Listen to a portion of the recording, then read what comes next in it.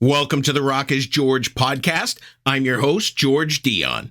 Be sure to check out my new and improved website, rockisgeorge.com, where you can find all our social media and streaming platforms, as well as podcast episodes, knac.com exclusives, album and show reviews, and much, much more. My guest for episode 226 is Canadian guitarist Jason Deraps from the band that bears his last name, Deraps. I had the opportunity to speak with Jacob back in 2022 for the release of his self-titled debut, and now he's back with his sophomore release, VIVA Rock N Roll, out on May 23rd, 2025 through Metalville Records. And here's Jason Deraps to tell you more about it. If I knew absolutely nothing about Deraps, how would you describe your music to me? Well, I would say classic rock. I know it's not necessarily classic rock because it's not classic, but it sounds like classic rock. Well, obviously, those were your influences growing up, right? Absolutely, yeah, 100%. Well, on May 23rd, you're ready to release your sophomore album, VIVA Rock N Roll, through Metalville Records. Your last self-titled release came out in 2022. How long have you been working on this follow-up?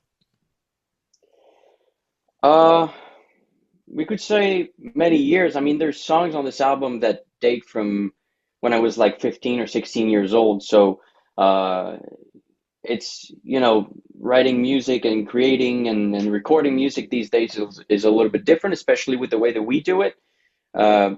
We're just two people on this album.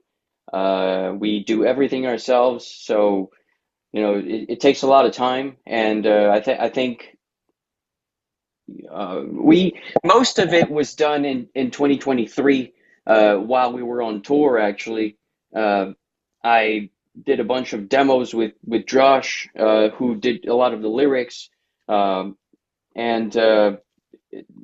that's how the album came to be. I mean, there's old songs and newer stuff also, but we took everything that we had and put it on there, And of course, it takes a little while to get everything mastered and get it ready for vinyl and get it ready for release. And obviously, it must drive you crazy having these songs done and just waiting and waiting to get them out to the world.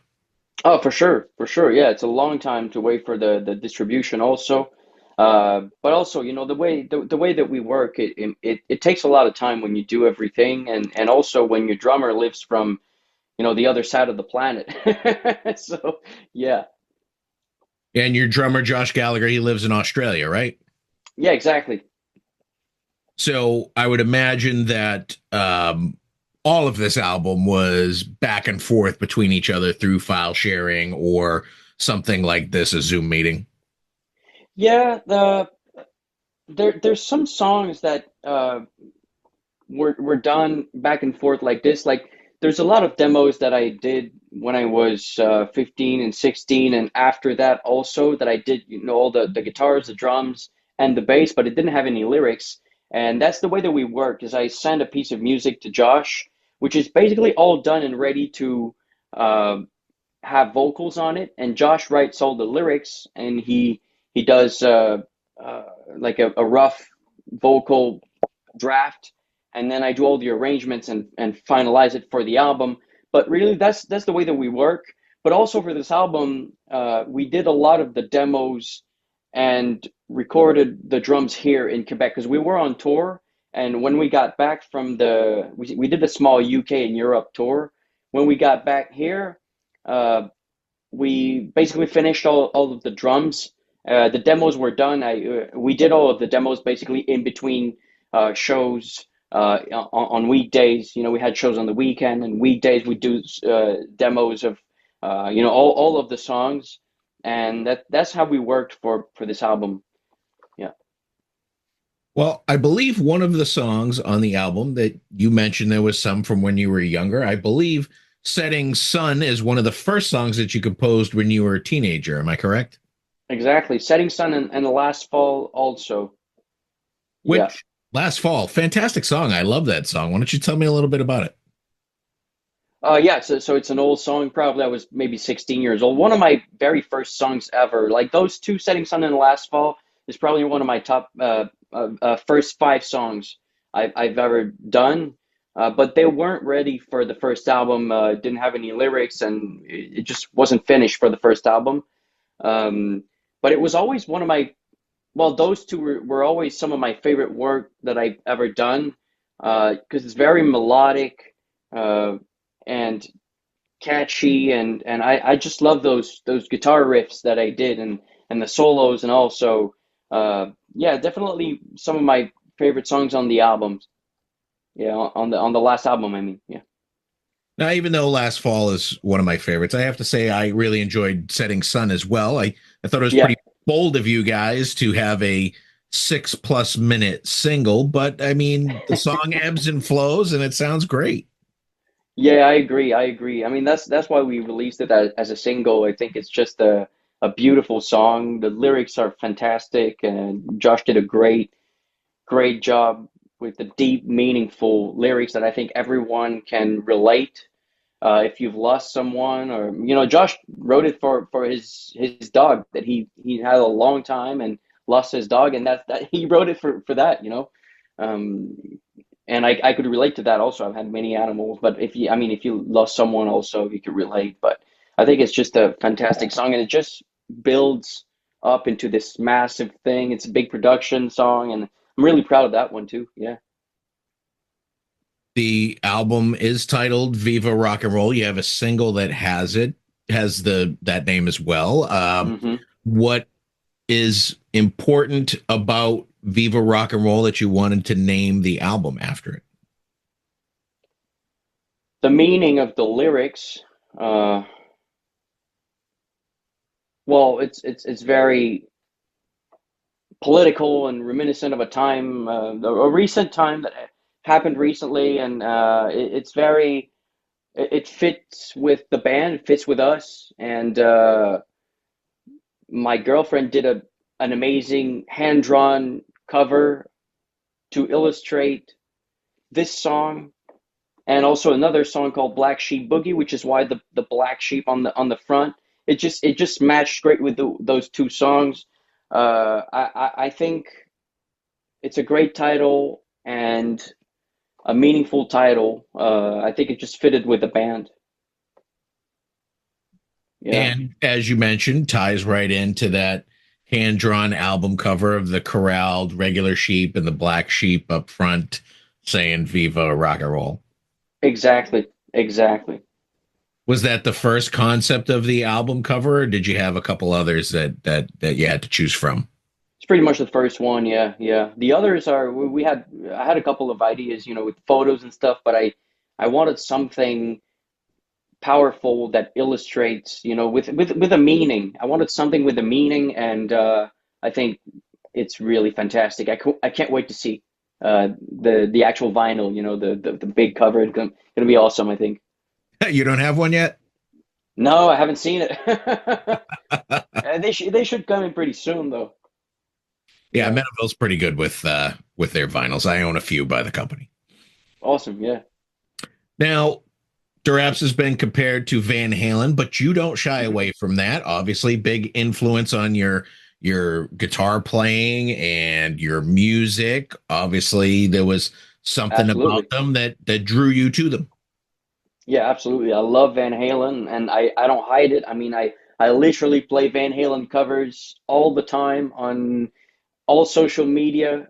I love that stuff, and I like to apply it to my music also, for sure. And No matter what people say, there aren't too many bands that can say, that people can describe as these guys sound like Van Halen. There's not really anybody tapping into that I've heard personally, except for you. I agree. I agree. Especially these days. Honestly, I think these days we're the only people doing what we do.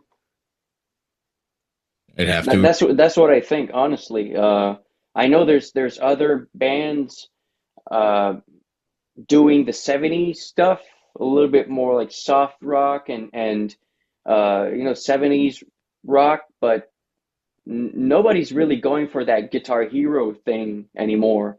And that's what I'm doing. I love all the music from the 70s and 80s, which is guitar based rock and roll, with riffs and solos and just blistering guitar. That's what I like. So that's what I'm going for.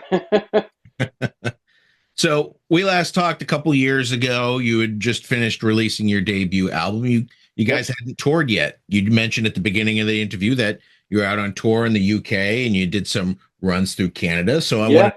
I want to know about your experience opening for Blue Oyster Cult in the UK. That was awesome. That was really good. We didn't know what to expect when we got there, and we knew it was a pretty big festival. But when we got onto the stage and saw it was massive. It was massive. There's so many, like a sea of people, and it was amazing.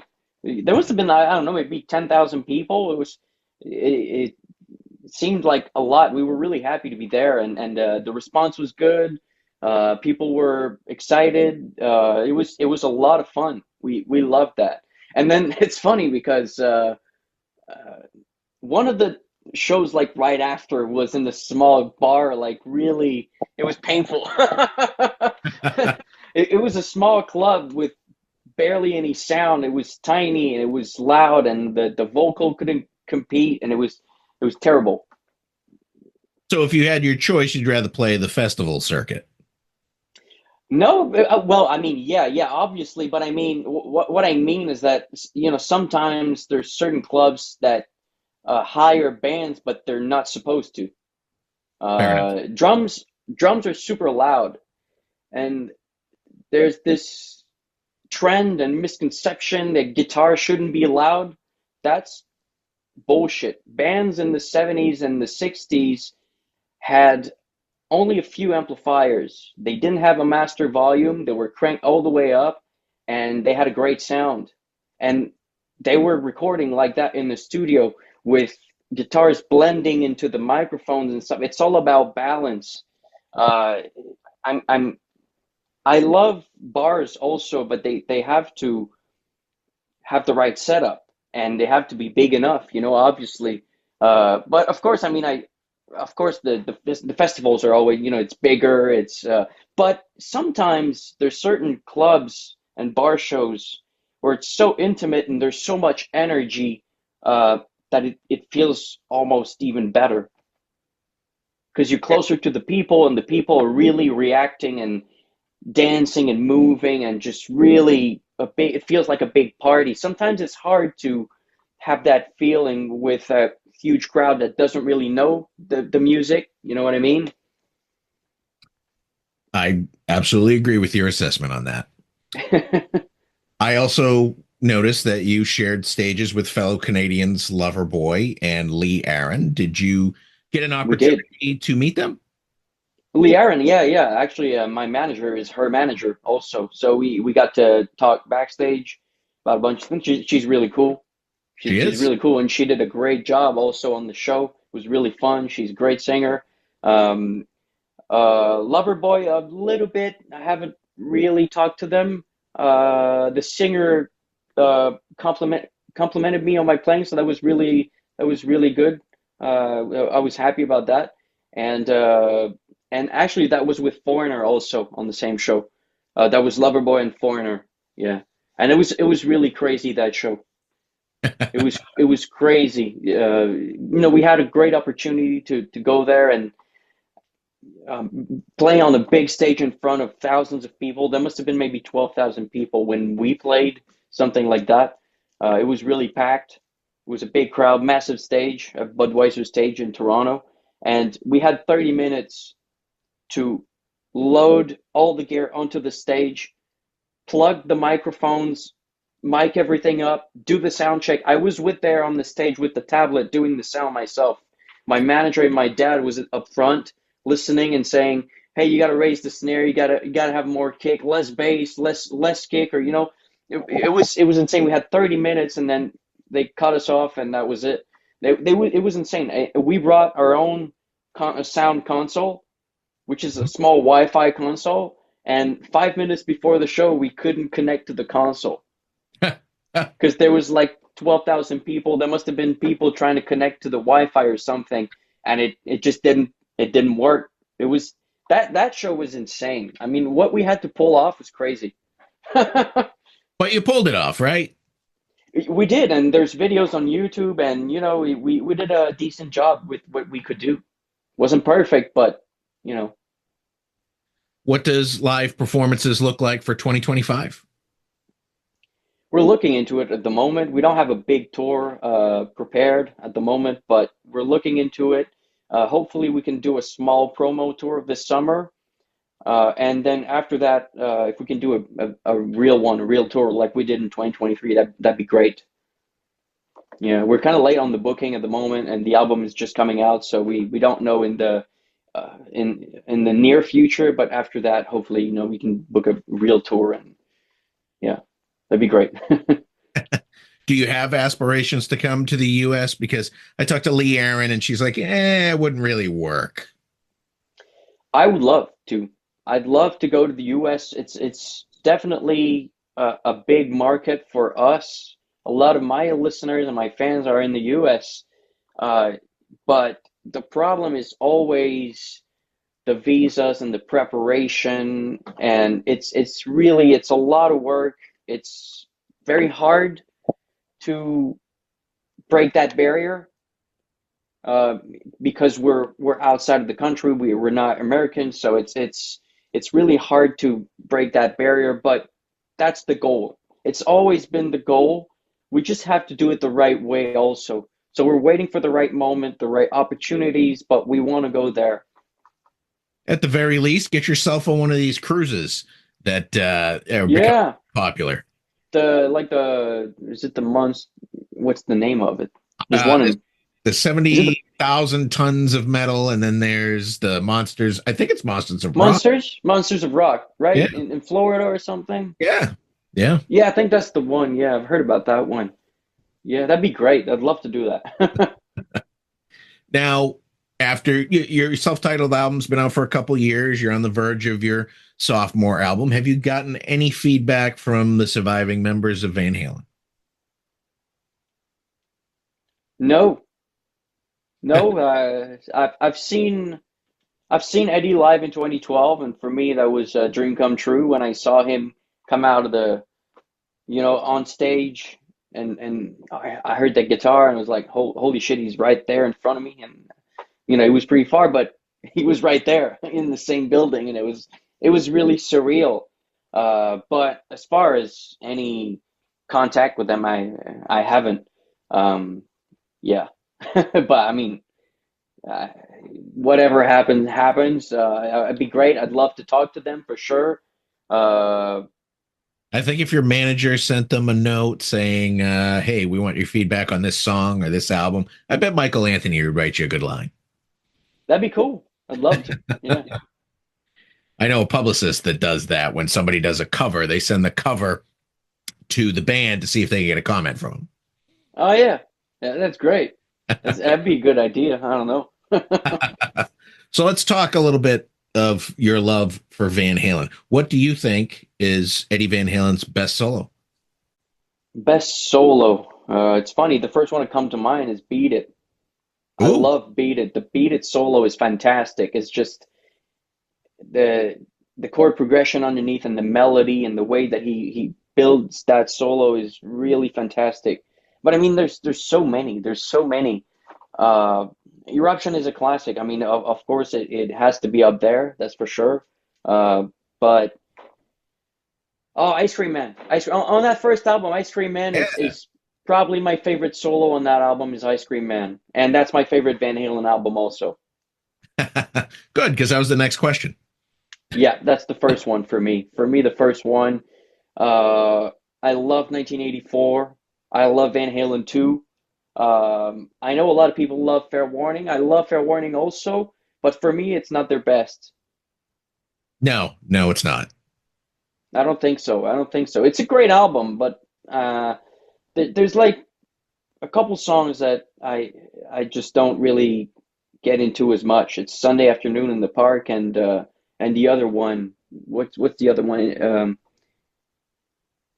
What's the other one like right before? I couldn't. I got way too much music in my collection to tell you what order it runs. I can't remember, but yeah, Mostly a covers yeah. album, though. It's mostly a covers album. No, you're talking about Diver Down. Oh yeah, okay. You're talking Fair Warning. That's right. Yeah, I'm talking to one right before with Mean Street and Unchained, and I mean it's a great album. It's a really great album. Yeah. Correct. Well, which Halen album besides that one uh, don't you like? Van Halen 3. Yeah, there's some good work by Eddie, some creative stuff, but it just doesn't sound like a Van Halen album. It just doesn't really have that energy and feel and sound. Um, it could be many factors, but I don't know. It's just to me, it's just not their best work as a band. So, funny thing about Van Halen 3, as a fan myself, I saw them live when they toured on Van Halen 3, and it Yeah, sounded so much better yeah. than the recordings. Not just the songs that Gary Sharon appeared on Van Halen 3, the ones that he covered from Dave and Sammy too. Sounded great in a No, live. I agree. Yeah, I've seen some of the videos from that tour, and it seemed like a great tour to watch and to go to. Um, just great raw sound, and Gary's doing a good job, a decent job at the vocals. I just don't think he fits the the band. I don't know why. I mean, I love Extreme, and I love his job with Extreme. For some reason, I don't really like him in Van Halen. Well, Just doesn't fit for me. do you think Mitch Malloy would have been any better? I don't think so. I don't really know him much. I have no idea. I don't think so. He was considered at one time. Right after Sammy, I think. Yeah, somewhere around that Gary Sharon era, actually. Yeah, they put out a I think song like right recently. before. They put Yeah, yeah, yeah. yeah. I think he did that on YouTube. I've seen. I think I've seen it. Yeah, but I mean, I don't know. It's hard to tell. He's a great singer. Not sure I'd buy him in Van Halen. Mm, So you mentioned that you saw Van Halen in 2012. Did you see him any other years? no, No. sadly not. No, I don't think they came to Canada, or at least not close to Quebec in 2015. I would have liked to see that, but no, I haven't. And when I was young, they came to a big festival here in Quebec, but I was too young, didn't really care about live music at that point. Yeah, Understandable. I was too young. Does Deraps cover any Van Halen songs in your live set? Oh yeah, yeah. Live we do a lot of that. Yeah. Live we do all kinds of songs. I'm the One, Hot for Teacher, Ice Cream Man, all that stuff. It's songs that we've been doing forever. Unchained, also Mean Street. There's so many of them, and I sing them at the same time too. There's a couple videos actually on YouTube of me singing these songs, like singing "I'm the One" and playing it at the same time. Do you do any Sammy era stuff? I don't. It's not really my vocal range. That's the first thing, and also there's a lot of keyboards, and we're a three-piece band, so Yeah. it doesn't really work. But also, I prefer the DLR era stuff. I just love the first six album has a lot of that iconic, legendary, jammy kind of vibe. It's more rock and roll, Absolutely. and the guitar sound to me is more interesting. It's rawer, and there's more intricate stuff that he does with his guitar. I mean, it's crazy stuff like Mean Street and all that good stuff. Now, have you, as a guitarist, gotten any offers to join any established bands? Well, I do you know the band TSO? I've heard of it. Yeah. Yeah, I was in as a backup guitar player in that uh, band for like two years, just before the pandemic, and then after the pandemic, obviously it didn't work out anymore because I was in Canada. It was too complicated.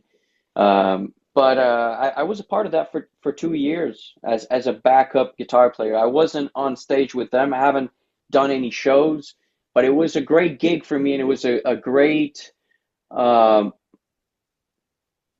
a lot of great moments. It was really fun to be a part of that. I met a lot of great people, Al Pitrelli, Joel Oakstra, also from Whitesnake, and so many other great people that I've hang out with, and it was really fun. It was really fun. So were you like the backup in Canada? Is that what it was? No, so there's two bands. They're doing East and West, Yeah. and they have a backup band for both of them. So if there's a guitar player that can't make one night, then they call the backup guy. So I was on call. Nice. Yeah, I was on call with him, and I went to rehearse, and I can't remember where it is. They rehearse, and I went there for like a week, a couple of those 2 years basically, hung out with them and rehearsed the songs and rehearsed the show and be ready for the tour because anything can happen. It's It's a true. great gig. Yeah, Yeah, it sounds like a great opportunity. it was. Yeah, it was fun. Well, Jacob, those are all the questions I have for you today. The new Deraps album is Viva Rock and Roll, comes out May 23rd through Metalville Records. It's another fantastic release. I wish you the best of luck with it, and thanks for telling me more about it today. Well, awesome. Thanks for having me. Appreciate it.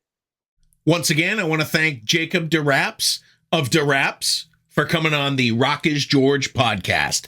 Be sure to check out their latest album, Viva Rock and Roll, out on May 23rd through Metalville Records. Head over to your favorite music streaming platform. Take a listen to what's available. If you like what you hear, buy a physical copy. Support the artist. For all things Deraps, head over to their official website, derapsofficial.com. I also want to thank Nathan T. Burke and Metalville Records for making this interview possible. You've been great. I've been George Dionne. Discover your next favorite artist on the Rock is George podcast.